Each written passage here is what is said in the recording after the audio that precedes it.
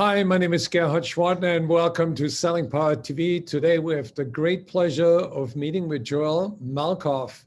He is the author of a wonderful new book called Selling Ethically. It is a business parable that connects integrity with profits.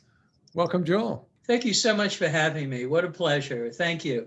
So what made you decide to spend the last 7 years writing this book? I felt like I had a passion to spread ethics in the business community, and the focus is on selling ethics. It's on sales ethics as opposed to general business ethics. From a business point of view, you have to address the readers, what's in it for me. And what's in it for me from a business person point of view needs to be, the reader has to feel they're going to be making money if they're ethical. And that really is the key.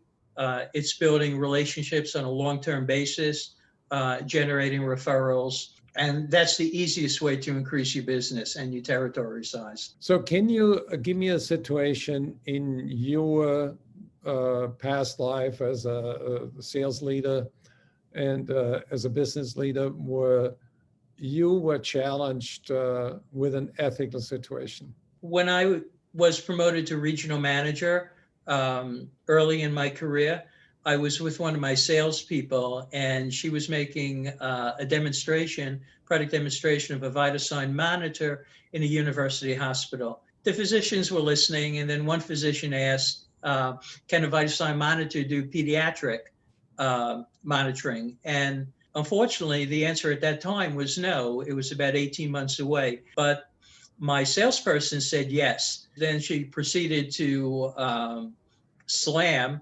the competitor very hard.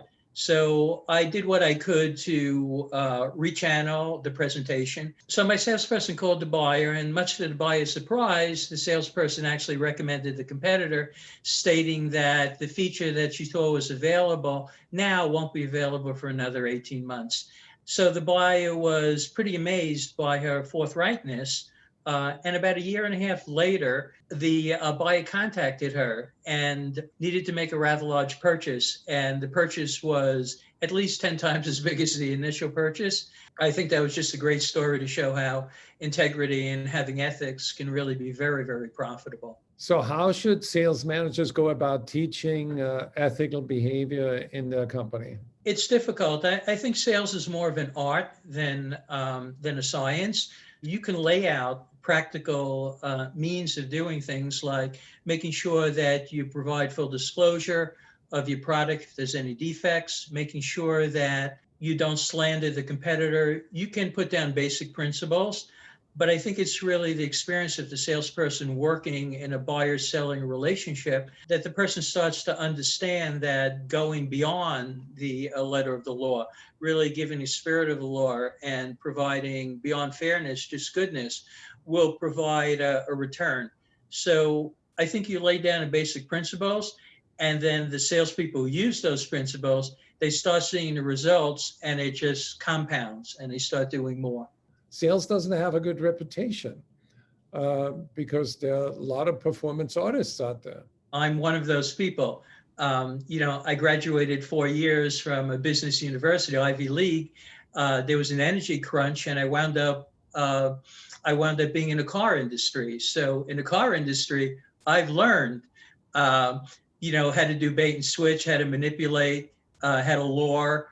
It was only with my epiphany did I wind up realizing that ethics is the right thing to do as a person. And then I applied those personal ethics to my business ethics. So yes, a gifted person that has the gift of gab, if you will, can easily manipulate a situation. One of the things I tell my salespeople is the things that I did but don't do now, which is manipulating a person through fear. So those are the principles you lay down, and then you work with your salespeople and let them experience the joy and the profitability of being ethical. Can you describe the circumstances that led to your epiphany? As a distributor of medical equipment, I did something relatively unethical with leases, and I got caught. It took a lot to rectify it, and through that point of time, through hitting that low, I had, I'll say, a religious epiphany where I felt that there's a better way to conduct yourself.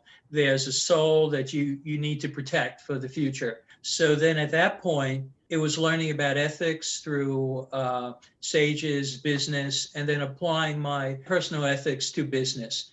And then everything else was a challenge. You know, it's hard when you're in a competitive situation, you're trying to close a sale, and your buyer is speaking about the competitor, and you have to bite your tongue not to slam the competitor when you know you have a better product. So that challenge becomes very severe when you're a salesperson, you have a quota to meet, you know, or it's a big sale, and you really don't want to forsake your initial sale for something in the future. The book is a way to spread ethics. So it's really a way to provide an ethical environment for people so they don't have to go through what I went through. So it's a little less of a redemption. It's more of a teaching guide. I want to thank you, Joel, for spending time with us to share your insights and also very candidly share your personal story. And I recommend to our audience that you go to Amazon.com and look up Selling Ethically.